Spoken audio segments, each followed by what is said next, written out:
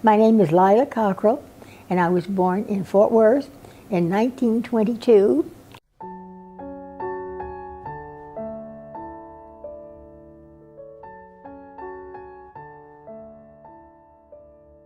First, I was mayor from 75 to 81, and then later from 89 to 91.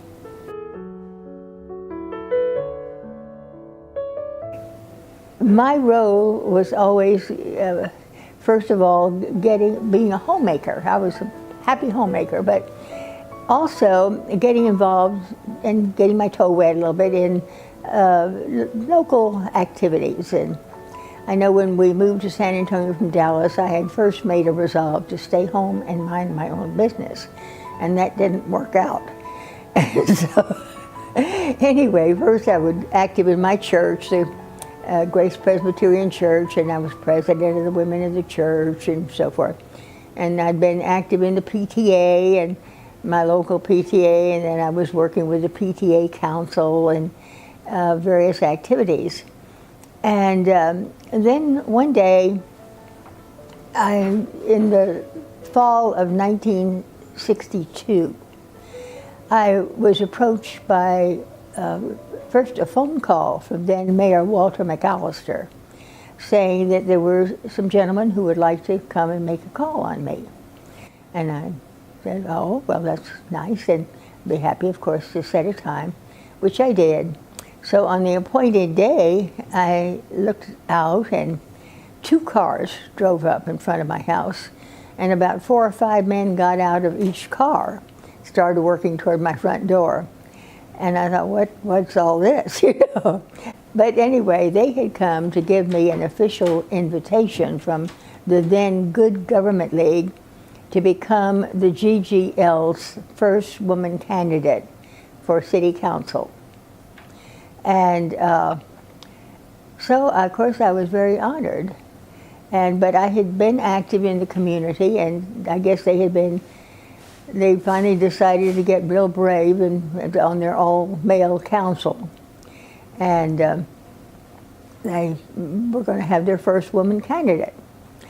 So I thanked them and I asked some questions. I said, now, would I be expected to raise some money? And they said no, that the GGL raised the money for the ticket and that I didn't have to do that. Then I said, well, the second big question is, if I accept this, will there be a time when somebody will come and tell me how I am expected to vote? And they promised me no, that no one would ever do that my vote was my own, and that they simply wanted to recruit people that they felt were responsible citizens and would make a contribution. Well, that sounded good, and I said, well, I'll talk to my family. So I discussed it with my husband and 2 little daughters, and I think Sid really thought this was not going to be any more than the kind of civic things I was already doing. So he was happy with it, and my daughters were a little bit more cautious because nobody else's mother that they knew had ever done that. So, you know, young people are always a little nervous about what their parents might be doing that would not be exactly like all the other parents. It was very exciting. I mean, I found I loved campaigning. And one of the things about it, you know, I think each of us has an area where we have felt comfortable. And I had felt comfortable in all the activities I had had. I'd been president of the San Antonio League of Women Voters and active in other groups. And, but this was something really new. And so I enjoyed, first of all, because of being the first woman on the GGL ticket who was elected, I got invitations from a number of women's clubs that not all the men, you know, would have gotten out to talk to. And so I started getting very, very busy going out and talking about city government. And they were very curious about me because I was the first woman councilwoman. And so it enabled me to meet a lot of new people And then I began to go to more civic clubs involving mixed group, men and women, or just men's luncheon clubs.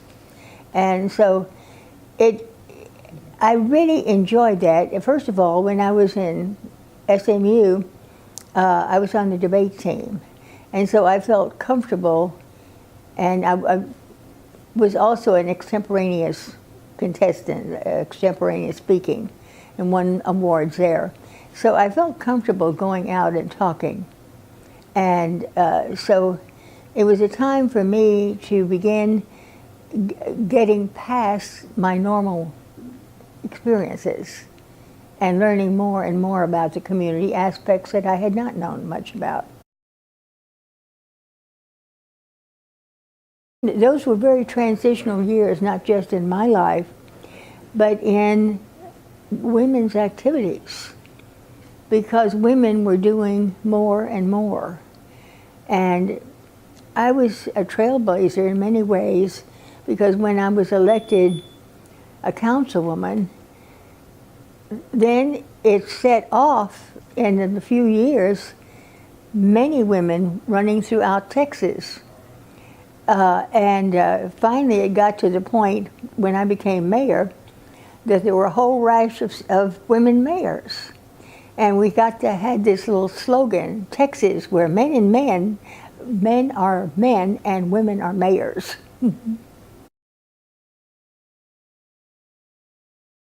There were several areas where I know I made a difference.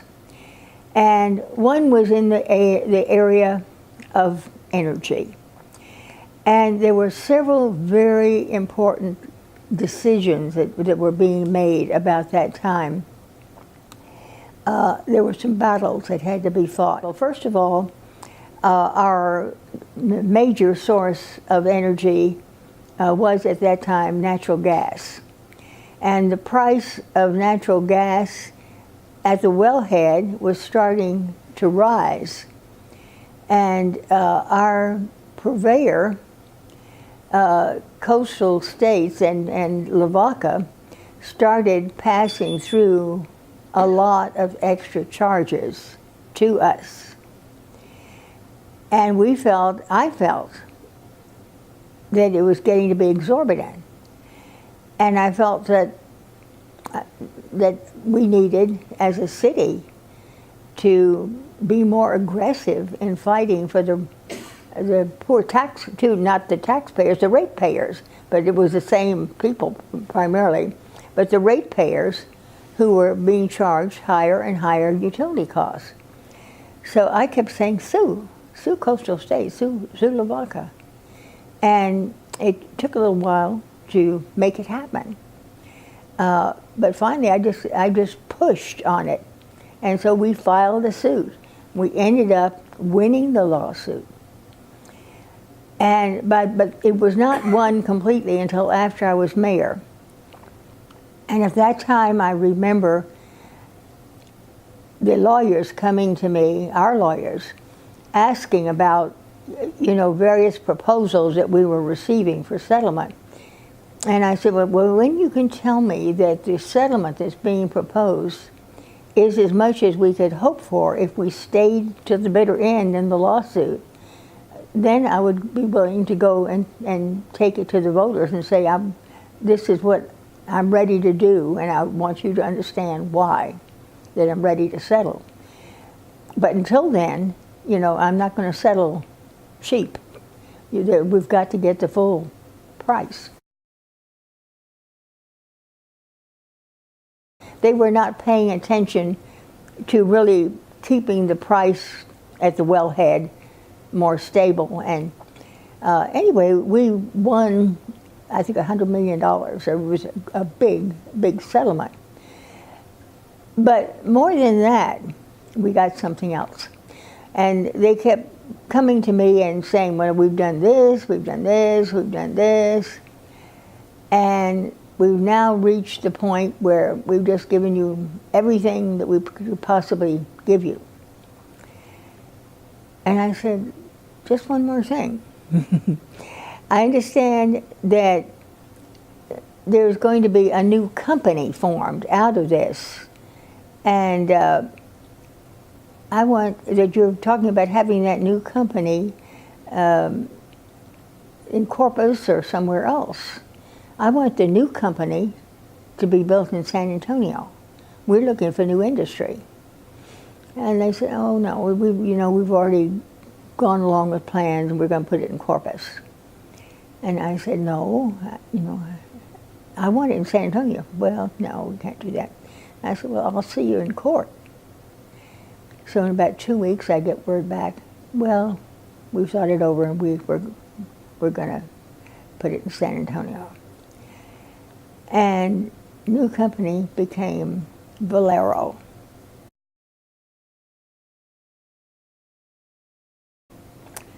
And so that was, to me, when you think of what Valero as a major corporation has done for San Antonio, and Valero spun off other companies. Pretty soon there was Diamond Shamrock. There were other companies that came and were part of really the benefits from that deal. And so I felt like that was something I really did for San Antonio. Well, first of all, as a councilwoman and then as mayor, I tried to listen to people and be responsive to them, and would meet with them in many neighborhoods. And many times I think men would tend to meet with corporate business heads and, but to really try to meet with as many of just the ordinary people, it made people feel someone was really listening to them. And then when people would appear during the Citizens to be Heard at City Council, I always tried to listen to them and pay attention. And I get the sense sometimes that the council members are kind of fiddling in their seats or doing other things, or some of them talking on the phone, now they have phones, or, I think it's important to listen. And so that was one thing I did. I think I was a good listener. And many times people would come into my office thinking they had a grievance, but I would let them tell me about their grievance.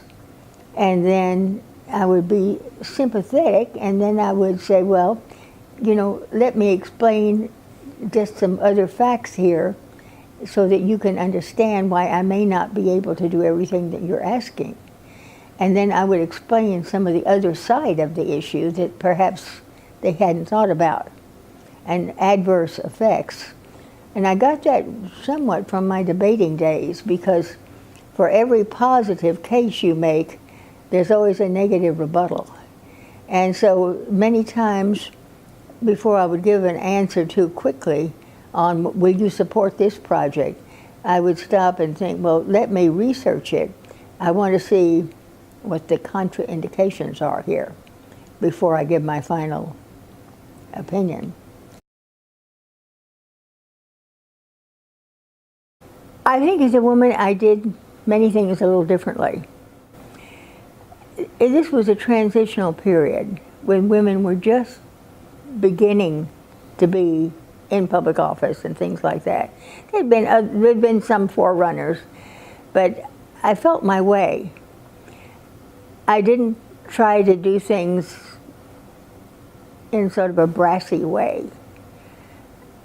More often I would try to persuade and lay out an idea and coax and persuade. And then finally I got to be more and more assertive and would get out there and really kind of work for it, battle for it. But I felt my way carefully, because I thought it was better not to be too pushy. And I always felt that it was still possible to be a lady and to be a politician at the same time.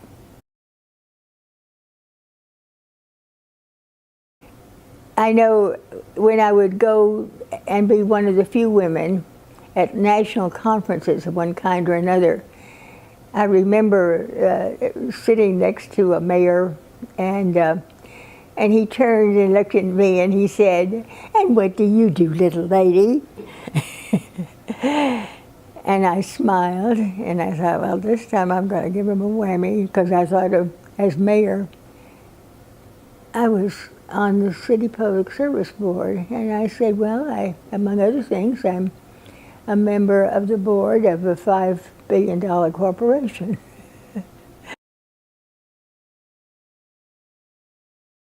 San Antonio, I think, is a very unique city. And I'm not sure I could have done what I did in some other city at the time. I think we're a very diverse city, and although my background is Anglo-American, I love the Hispanic culture. I have always been interested in African-American culture. If you look around my house, you'll see diversity reflected in the art that I love. I like people, and with diverse backgrounds. And that was a great help to me, because I think it made me appreciate San Antonio so much, that we are a city of diversity.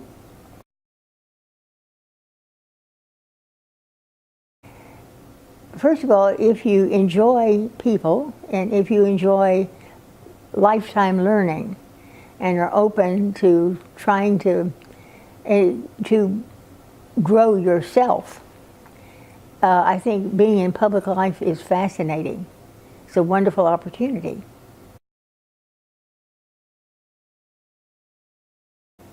Well, it's because there wasn't anything I was trying to get for myself. It was all about what I could do to serve.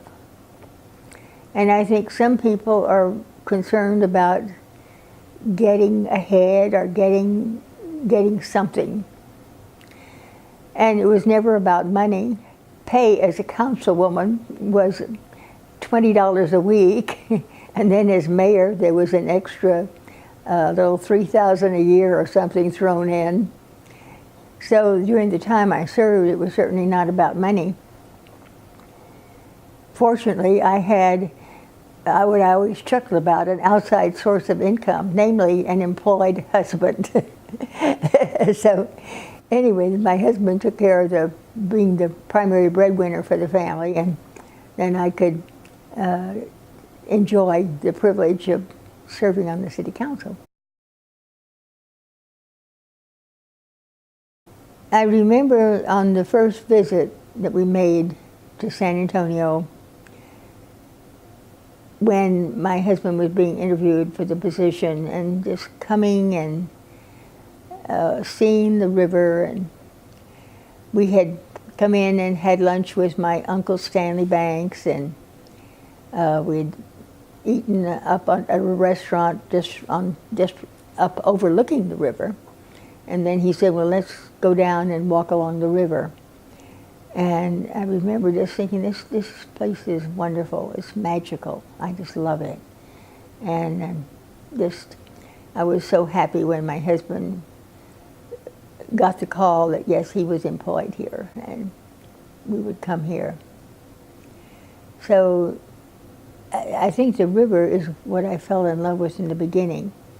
But then my love extended to the culture of the city, learning more and more about the culture, and being so interested in the Hispanic and all the confluence of culture here.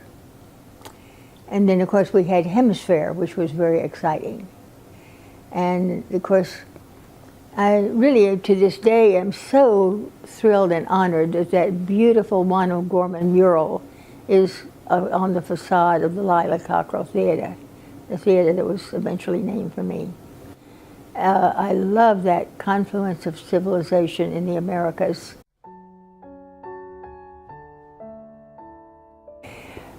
Oh, I think if you're ready for a great adventure, get your feet wet. But don't take yourself so seriously. In other words, talk about what you would like to bring and do and help, and not what you hope to get from it. Because you may or may not be successful, but you will be successful in your personal growth if you go into it thinking about what you can do and give, and not be looking for personal rewards.